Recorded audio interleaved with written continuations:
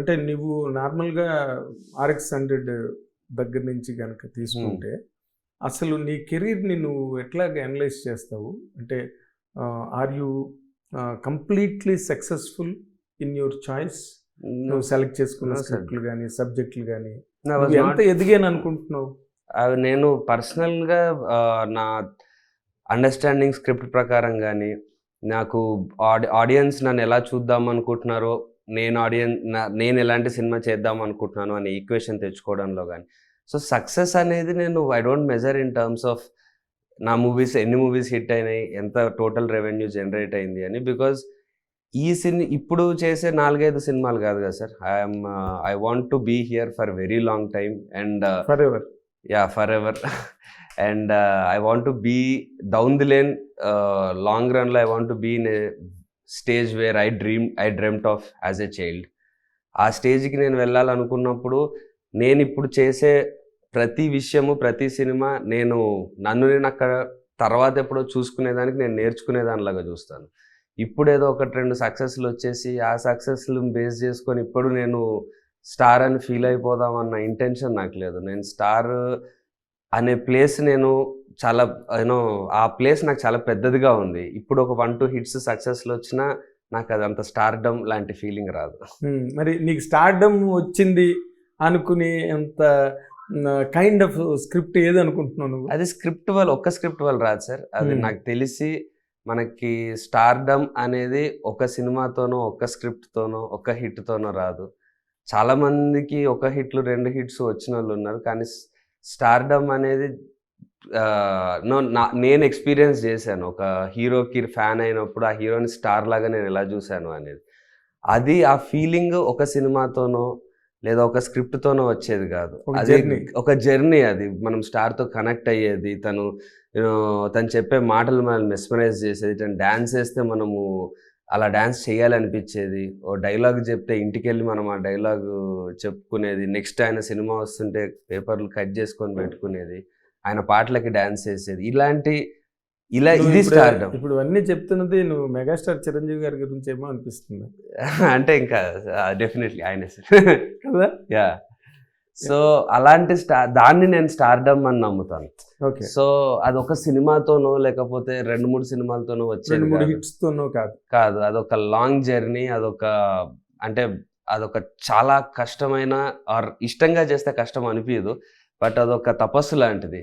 అదే అంత పెద్ద తపస్సు మనము చేస్తున్నప్పుడు మధ్యలో 2 హిట్లు వచ్చినా 2 ఫ్లాప్లు వచ్చినా ఆ మినిట్కి సంతోషం, ఆ మినిట్కి హిట్ వచ్చినా నేర్చుకోవడమే సార్. ఇది ఎందుకు వర్క్ అయింది, మనం ఫైనల్లీ వెళ్దాం అనుకుంటున్న ప్లేస్లో ఇవేం పిక్ చేసుకోవాలి, ఇందులో నుంచి వర్క్ అవ్వలేదు పూర్తిగా వర్క్ అవ్వకుండా ఉండదు సార్ ఏ సినిమా అయినా. నాది ఎట్లా ఎస్పెషల్లీ కొంచెం ఇది బాగుంది, ఇది ఇంకొంచెం బెటర్ చేసుకుంటే బాగుండు, ఇలాంటివి ఉన్నప్పుడు అవి నేర్చుకుంటూ ముందుకెళ్దాం.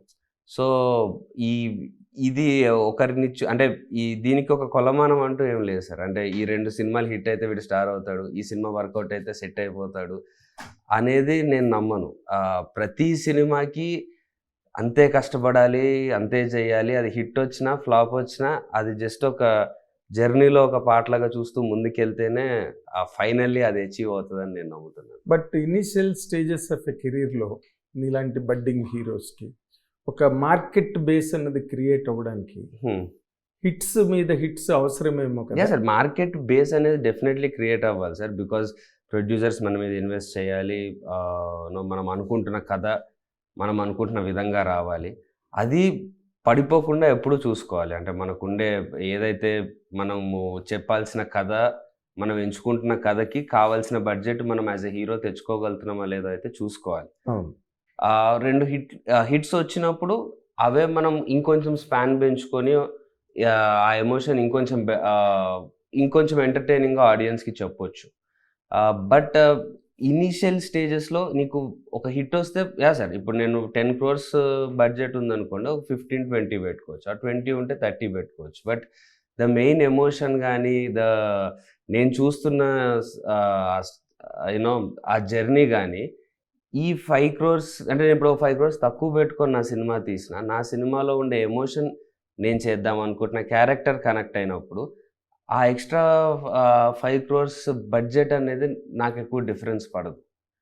బట్ యా మినిమంగా నాకు ఏదైతే అవసరమో నేను చెప్దాం అనుకుంటున్న కథలకి ఆ బడ్జెట్ని తీసుకురావాల్సిన ఐ మీన్ ఆ బడ్జెట్కి సరిపోయేంత మార్కెట్ ఉంచుకునే బాధ్యత అయితే ఉంది. అది నీదే కదా బాధ్యత. యా ఆ బాధ్యత అయితే డెఫినెట్లీ నిర్వర్తిస్తాను. ఎందుకంటే బికాజ్ ఒక ప్రొడ్యూసర్ ని మీద బెట్ చేయాలంటే ఎస్ అంటే నేను ఫ్లాప్స్ అండ్ ప్రొడ్యూసర్కి ఎప్పుడు లాస్ ప్రొడ్యూసర్ లాస్ అనేది అసలు జరగకూడదు సార్. అంటే రైట్స్ నుంచి కానీ దాని నుంచి కానీ ఆయనకు కావాల్సింది వాళ్ళకి వచ్చేయాలి. నా మూవీస్ నాకు తెలిసి ఇట్లా లాస్లు అయిపోయో లేకపోతే ఇట్లా బ్యాడ్ ఫెయిల్యూర్స్ అయితే ఎప్పుడు జరగలేదు. దట్స్ ద రీజన్ యూనో నేను యాజ్ సచ్ నేను ఓపెన్గా ఉంటాను సార్. నా సినిమా నేను అనుకున్నంత వర్క్ అవ్వకపోతే వర్క్ అవ్వలేదు అనేస్తాను. నేను హిట్ అయిపోయింది ఇది, ఇప్పుడు ప్రొడ్యూసర్ సేవ్ అయ్యారు లేకపోతే డిస్ట్రిబ్యూటర్ సేవ్ అయ్యారు అనేట్టే నేను పెద్ద దాన్ని హిట్ సూపర్ హిట్ అని నేను అనను. నేను ఓకే నేను చేద్దాం అనుకుంటున్నది ఇంకా బాగా వర్క్ అవ్వాల్సింది సినిమా, ఎక్కడ మిస్ అయ్యాను అని చూసుకుంటాను. కానీ ఇప్పుడు నార్మల్గా ఎస్ యాజ్ యూ టోల్డ్ ఇప్పుడు వరకు నువ్వు చేసిన సినిమాల సిరీస్ ఏదైతే ఉందో దాని నుంచి నువ్వేం నేర్చుకున్నావు కార్తికేయ? ఏంటి సార్ అంటే మూవీ బై మూవీ ఒక్కొక్కటి మారుతూ వచ్చింది సార్. నిజం చెప్పాలంటే మారుతూ ఇన్ ద సెన్స్ కొత్త కొత్త విషయాలు నేర్చుకుంటూ. ఇప్పుడు పలానా ఒక సినిమా ఒక మైండ్లో ఒకటి అనుకొని చేస్తాం, అది 50% వర్కౌట్ అయి ఉంటుంది, 50% వర్కౌట్ అవ్వదు. సో ఎందుకు వర్కౌట్ అవ్వలేదు, ఏం మిస్టేక్స్ చేసాము, సో ఇవి రిపీట్ అవ్వకుండా నెక్స్ట్ టైం ఎలాంటి జాగ్రత్తలు తీసుకోవాలి మనకున్న లిమిటేషన్స్లో. ఇప్పుడు అంటే బడ్జెట్ లిమిటేషన్స్ కానీ వీటి కానీ ఇవి డెఫినెట్లీ ఉంటాయి. ఇవి తీసుకొని అపార్ట్ ఫ్రమ్ దిస్ మనము క్రియేటివ్గా కానీ మనం ఎడిషన్ ఇంకొంచెం బెటర్ చేసుకోవచ్చు. స్క్రిప్ట్లో నెక్స్ట్ టైం ఇంకా ఎలాంటి జాగ్రత్తలు తీసుకోవాలి అనేది ఎవ్రీ మూవీకి ఉంటుంది సార్. అది ఒక్క మూవీ అనేది కాదు. అంటే నార్మల్గా